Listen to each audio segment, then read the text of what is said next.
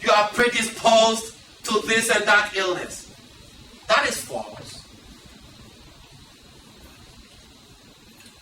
Oh, Dr. Asare, how can you say this is false? I say it is false.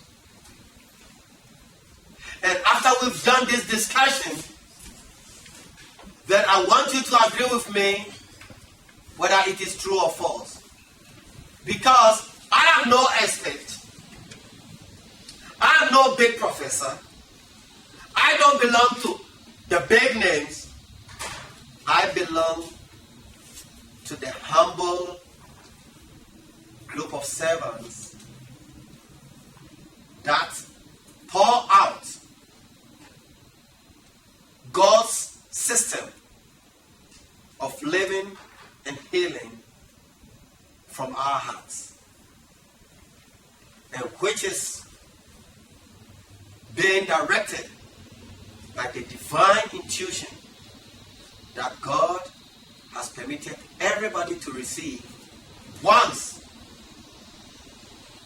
you decide to accept God's way as the only true and supreme.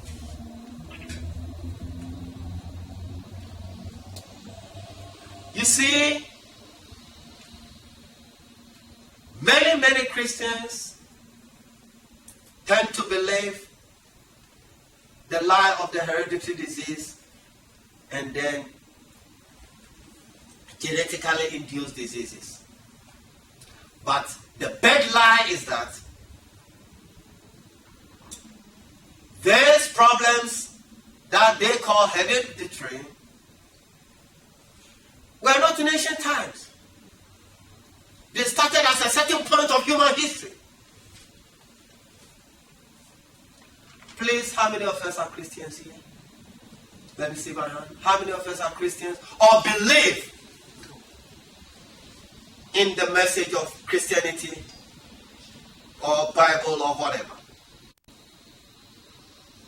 A lot of us believe in that. How many of us believe in the story of creation? Adam and Eve.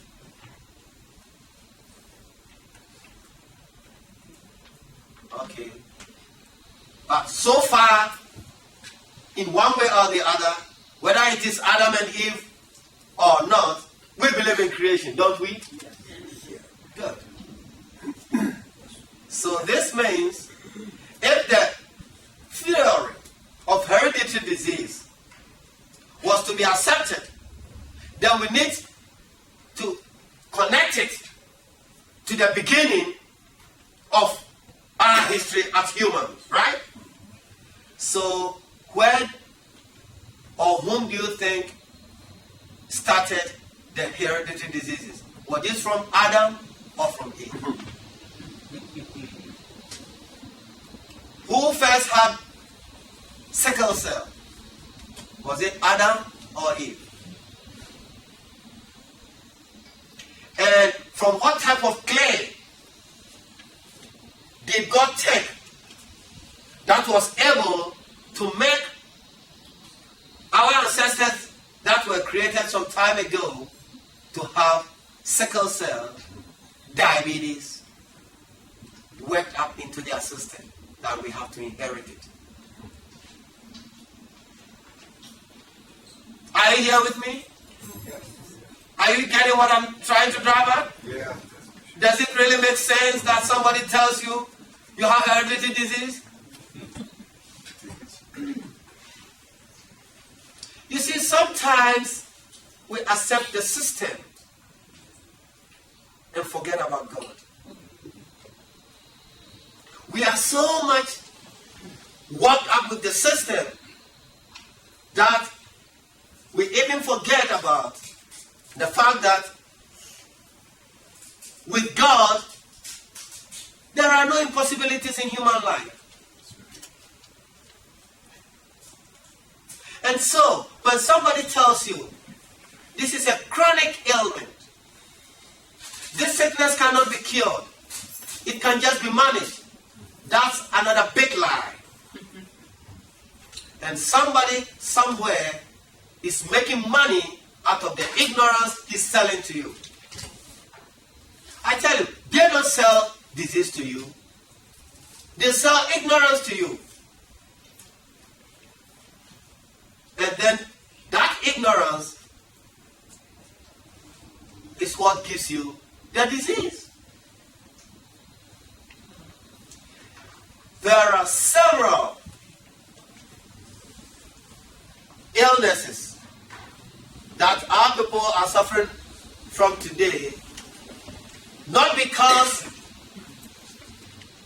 they biologically have the illness, but because they psychologically work themselves into that illness. Whatever the mind conceives and believes, it brings into fruition.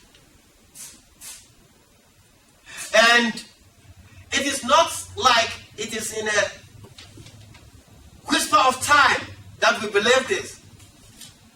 But what we have done is that we keep on believing the untruth. And we keep on looking at the pictures of the untruth.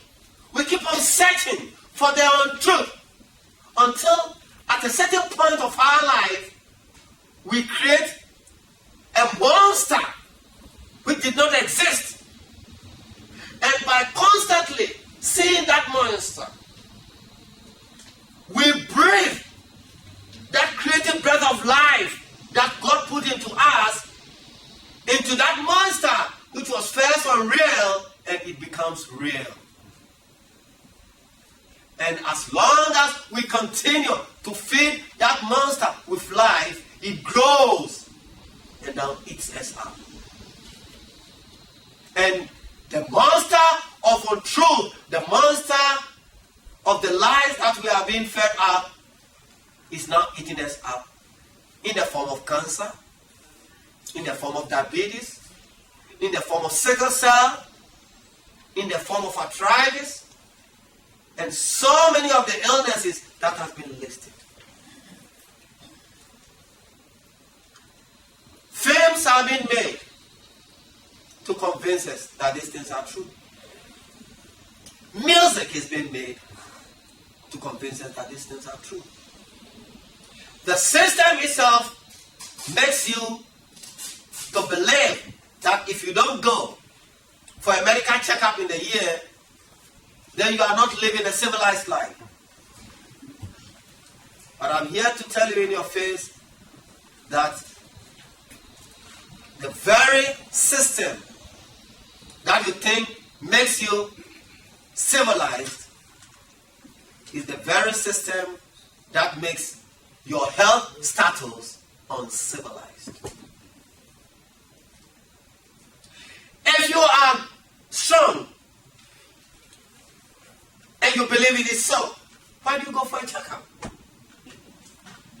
I beg you, I want somebody here to tell me that within the next 3 years, if you went for a checkup continuously, they will ever tell you, oh, you are okay.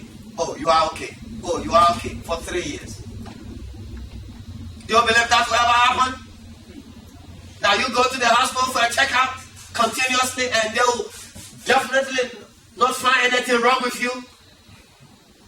From your hair to your teeth to your skin. They have specialists for all those areas. And those specialists must get some business.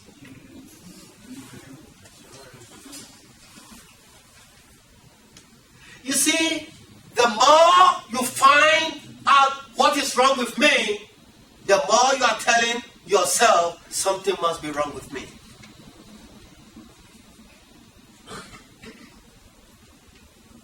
I began by telling you that of all the civilization we brought to mankind, we never built big hospitals. In fact, the healers of old were priests. And the healing was just something they did as part of their job because people were just not sick. If accidentally something happened, then they are there to help. But healing in the real, natural natural civilized way was never a business.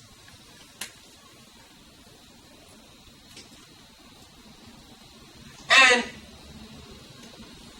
once a system is institutionalized, somebody must make some money. And if you don't have the knowledge to keep yourself off that line, you will be part of that making money business. So, hereditary disease cannot happen. I remember 2 years ago I was on radio WRFG Atlanta, and it was a phone-in program, and this guy called. I don't agree with that doctor from Africa. What are you talking about? I'm a medical doctor. And I was diabetic since I was 4 years old. I said, yes. You know, I will not get annoyed with you because your civilization is just about 600 years old. And the civilization of